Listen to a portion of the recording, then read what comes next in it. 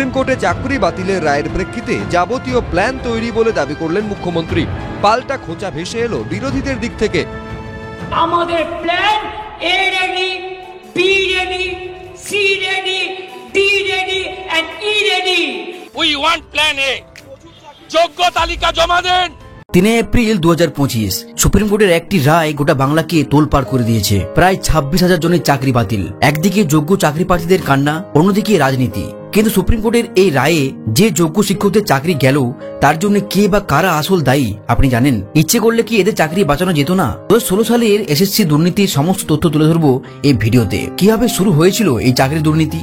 16 ফেব্রুয়ারি 2016 সালে এসএসসি অর্থাৎ school service commission প্রথম বিজ্ঞপ্তি প্রকাশ করেছিল। ওই বছরে 27 নভেম্বর ওই মাসে পরীক্ষা নেওয়া হয়। এরপর চলে যায় 2টি বছর। 12 মার্চ 2018 চূড়ান্ত প্যানেল গঠিত হয়। 2019 সালে জানুয়ারি থেকে ফেব্রুয়ারি মাসে সকলে চাকরিতে যোগ দেয়। এরপরে শুরু হয় আসল খেলা। 2021 সালে প্রথম দুর্নীতি প্রকাশ্যে আসে। কলকাতা হাইকোর্টে দায়ের করা হয় এক গুচ্ছ মামলা। অভিযোগ ওঠে গ্রুপ সি, গ্রুপ ডি এবং শিক্ষক নিয়োগে প্রচুর দুর্নীতি হয়েছে। এই সময় কলকাতা হাইকোর্টের বিচারপতি ছিলেন অভিজিৎ গাঙ্গুলি। 2 বছরে প্রায় 10টি মামলাতে সিবিআই তদন্তের নির্দেশ তিনি দিয়েছিলেন। এর সাথে তিনি এও নির্দেশ দিয়েছিলেন বেআইনি নিয়োগগুলো সব বাতিল করতে হবে। কিন্তু এই রায়কে চ্যালেঞ্জ করে একাধিক মামলা করা হয়। শেষমেশ 9 নভেম্বর 2023 সালে শীর্ষ আদালতের বিচারপতি অনিরুদ্ধ বসু এবং বিচারপতি বেলা এম ত্রিবেদীর বেঞ্চ জানিয়ে দেয় কলকাতা হাইকোর্টের প্রধান বিচারপতি একটি বিশেষ বেঞ্চ গঠন করবেন। সেখানে এসএসসি সব নিয়োগ দুর্নীতি মামলা শুনানি হবে।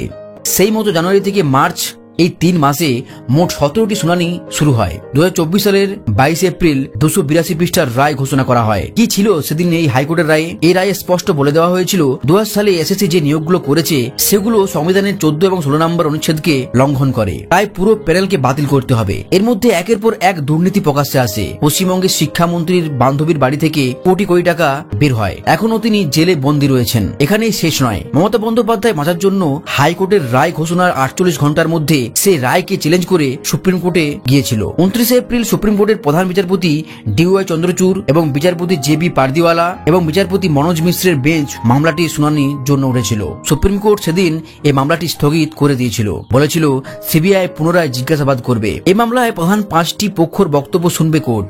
1 পশ্চিমবঙ্গ সরকার, 2 এসএসসি, 3 হাইকোর্টের মামলাকারীরা, 4 যাদের চাকরি গেছে, 5 সিবিআই। সুপ্রিম কোর্টে এই মামলাটি 20 বার শুনানির জন্য উঠেছিল।